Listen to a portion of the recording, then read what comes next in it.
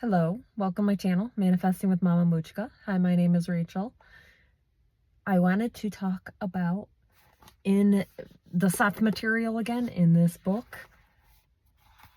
I thought this was really interesting. The present is the point of power, which I know that like Eckhart Tolle always talks about being in the now, and the power of now. He has the book on the power of now. Peter Crone also talks about living in the present and about the ego, and the ego brings up the past and stuff. But I thought there were some really good points in this book to share.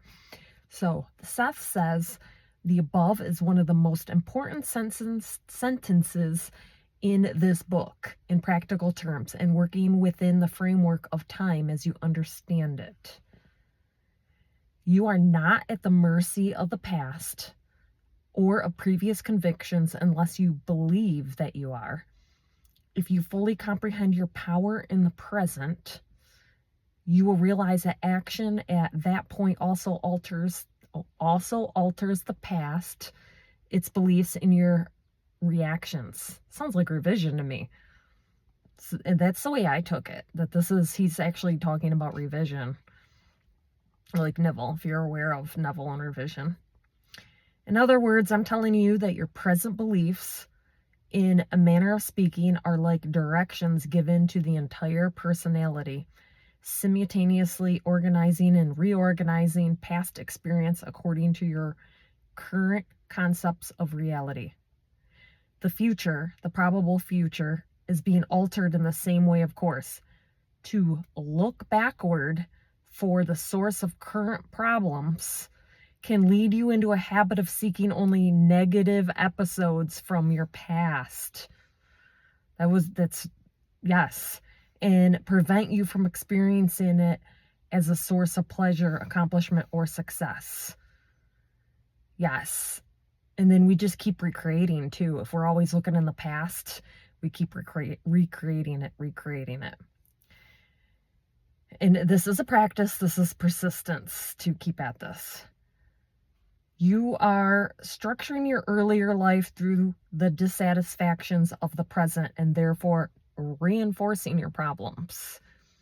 Yes, it's same with like if you want your specific person back and you keep thinking of the past, what this went wrong, what that went wrong, and where are they, why aren't they showing up, and focused on the lack of everything, then yeah, you just keep reinforcing it.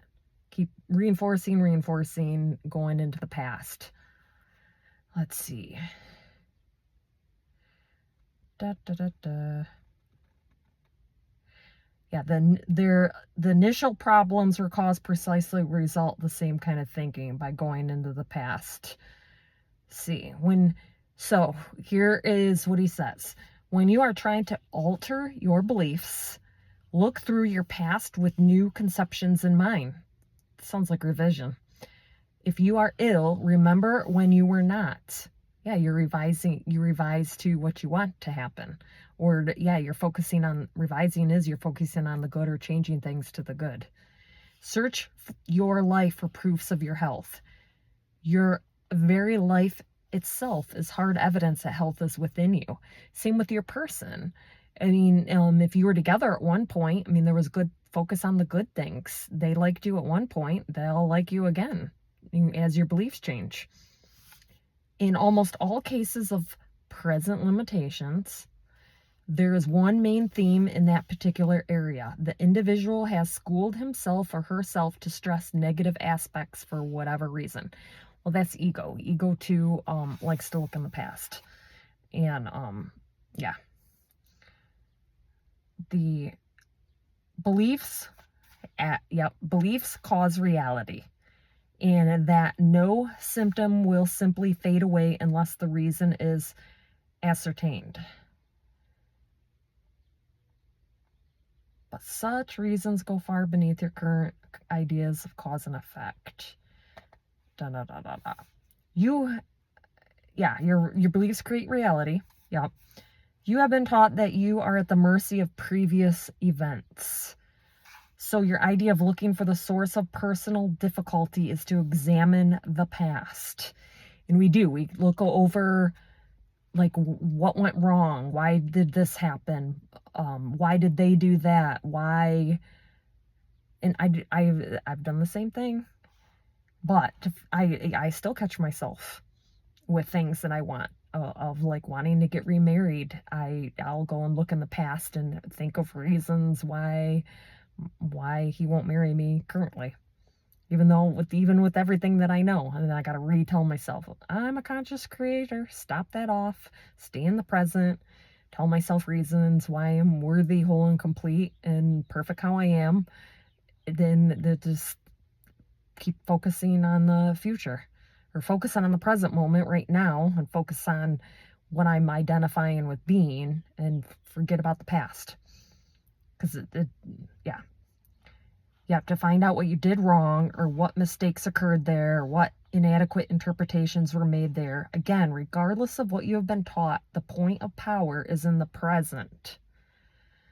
And again, your present belief will be used to structure your recollections. The question, what is wrong with me, will only lead you to create further limitations and to reinforce those that you do have through exaggerating such activities in the present and in projecting them into the future. Okay, then your only effective point of changing any aspect of your world lies in that miraculous instant connection of spirit and self through neurological impact. To rid yourself of annoying restrictions, then, my dear friend, you repattern your past from the present. So that's revision. Whatever your circumstances, you use the past as a rich source, looking through it for your successes, restructuring it. Then you search it looking for what is wrong, and then you become blind to what was right in those terms, so that the past only mirrors the shortcomings you now face. So that's what you're doing wrong. Like, if you're not getting what you want in your life, you're not creating what you want, but you're trying to, this is the Seth is teaching, like, what's happening. And then he'll talk about here, and that's why you need to be, you're not supposed to be, if you are looking in your past, you need to be revising or looking at what's going right. So that way, that's what your mind bounces off and focuses on to create in your future. Because then you react, because we react to the past automatically. Well, it's a lot of it's ego. We react to the past because the ego tries to protect us and from being hurt again. And it's like, oh, this hurt us before, this person hurt us before, this person left us, this person broke our heart, this person rejected us. It might happen again. But when you're in the present moment and you're looking to the future, and you're not looking to the past, you're looking to the future, and you realize who you are and who you're a conscious creator, and you realize how reality is created, the future is 100% pure possibilities. Peter Crone says it all the time. It's 100% pure possibilities. You're limitless. People get back together after divorces all the time. People get back together after relationships, all of that stuff. But if you're sitting there reminiscing about all the bad crap over and over, you just keep, and then you're reacting to that too. And yes, for sure. Same with like money too. That all ties in it too. If you're so focused on the scarcity and being broke, now nothing's ever worked out, you'll be more focused in that than moving forward and clearing your mind for, money to come in, abundance to come in. Okay.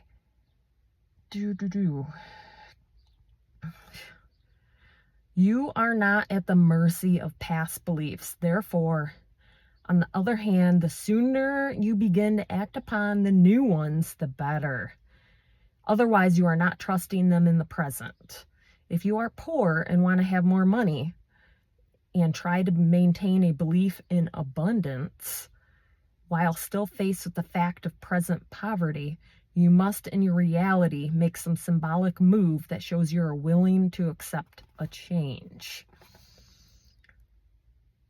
So now he's talking about how to change this to in the present moment to be creating the reality you want, the abundance, the success.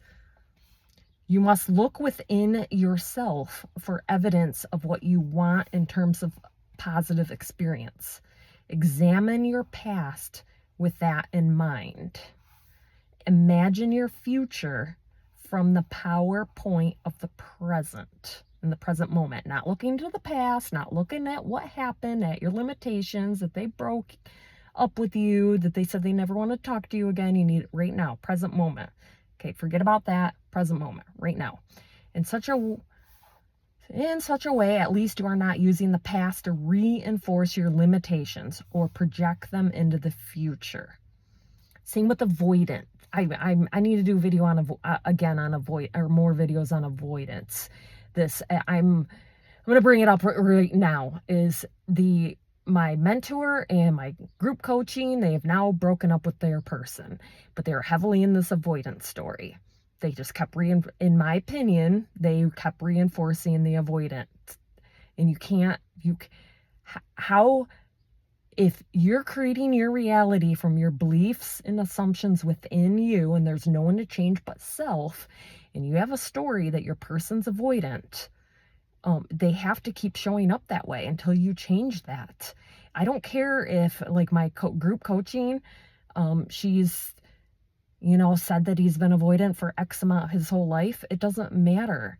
And look at George. I don't know, this might be a bad example. Don't knock me on this, but look at George Clooney. This even came up to me, and I don't know if I said this in another video before, but George Clooney was he's probably labeled as avoidant, and he was the biggest bachelor in the world for decades and decades and decades, and then he finally settled down, got married, and had kids. Like, people change, and maybe his wife didn't hold him. I don't know. She must have not have. Actually, what she probably did is she was like, that's not, I'm not going to participate in that story of him being a playboy and not serious. I'm a serious woman that I'm committed to. I'm showing up for. I'm a married woman, and he had to reflect that, or so, I don't know what exactly happened, consciously creating in their minds, but she was different than the other women. She didn't chase after him. She was very, very secure in her own skin, and the mirror reflected, and he conformed and married her and had kids. Just because George Clooney was avoidant and didn't marry how old was he when he got married to her? Wasn't he like 68? I don't know. I might be wrong. I don't remember. I'm just going off the top of my head here. There's so many cases.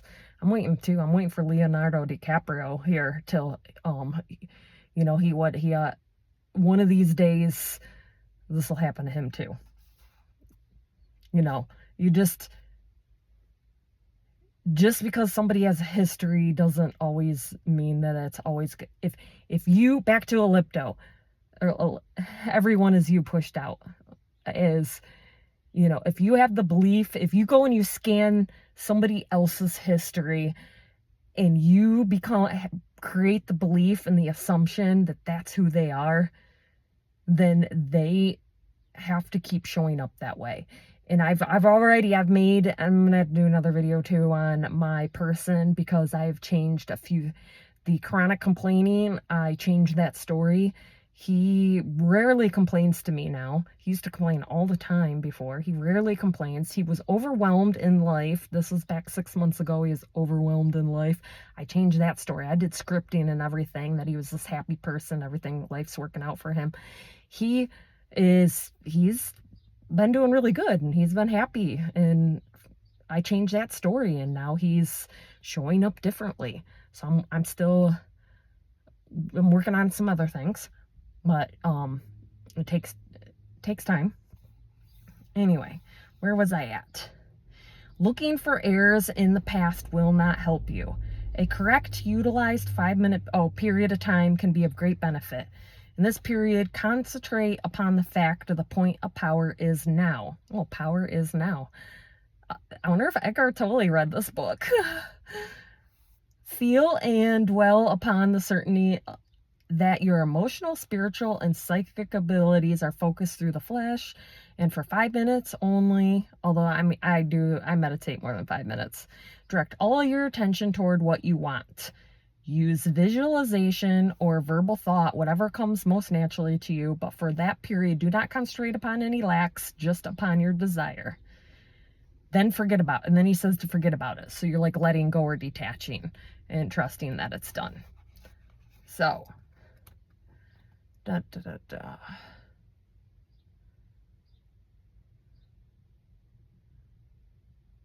think that's it let's see. The truth, as far as it can be stated, is this: you form your reality now, in capital letters, through the intersection of soul and flesh and in your terms. And the present is your point of power. Because remember, I think I'm going to wrap it up here, is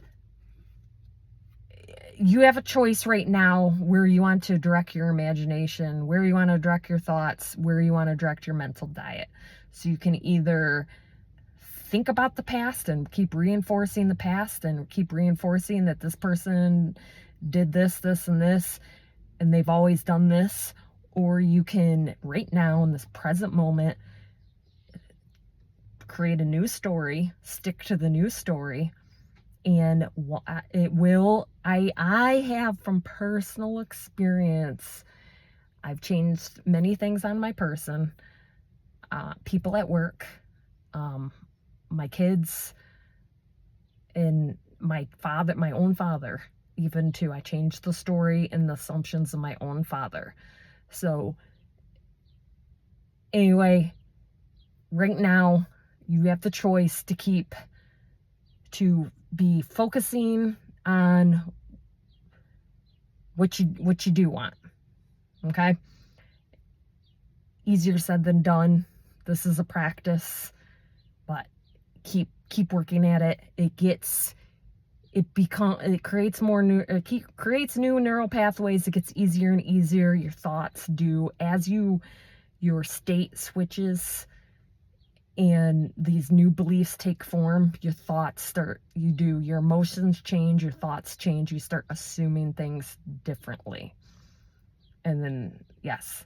So, keep at it and have a good day, and I'll talk to you later.